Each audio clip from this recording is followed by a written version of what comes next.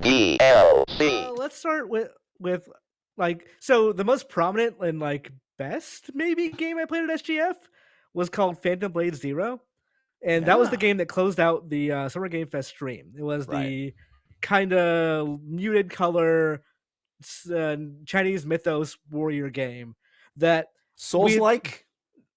so yes and no. If you look at it, you would think this is a Souls-like. If you try and play it like a Souls-like, you will die. It is, I think, maybe one of the first examples I would think of in recent times, at least, of a Ninja Gaiden like. You're not like hopping up and down, like hopping off walls and stuff like that.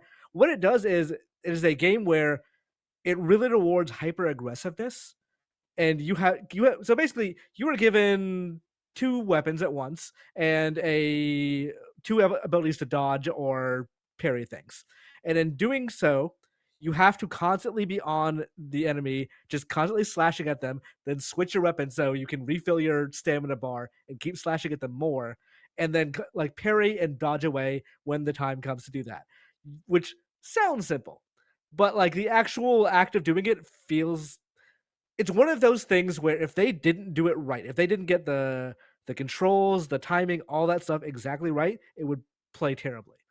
But I was incredibly shocked to find out how well they tuned those controls. It is, I would say, how big a fan are either of you of Sekiro? Christian is a big fan of it. Yeah, It love is- that game. It most reminded me of like the actual way Sekiro plays, like the way that you lose the controller to screen interface essentially and just have a direct connection to your brain, which is what that game essentially gets. I am not fully convinced yet. I played a short demo. The demo, I think, was just 3 boss fights essentially. There was nothing they showed me about going through a level, exploring things, all that stuff, which is going to be, I think, a very large part of that. It can't just be disconnected fights, because that would be actually kind of lame. But we will see how that game turns out when it turns out.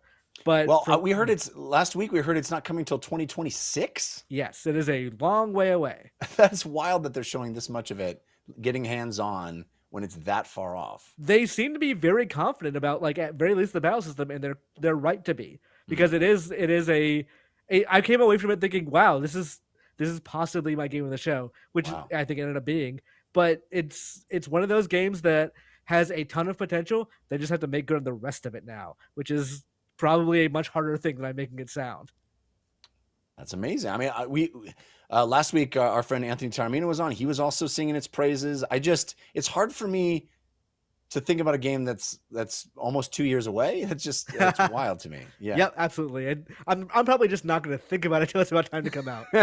You can get the full audio version of this show by subscribing to the RSS feed, which you can find at dlcpod.com. And you can support the show on Patreon at patreon.com/dlcpod, where you will get ad-free versions of the show, video versions of the show on demand, and a whole bunch of extra content, like Wednesday's show, paid DLC, including spoiler chats, so much more. That's patreon.com/dlcpod.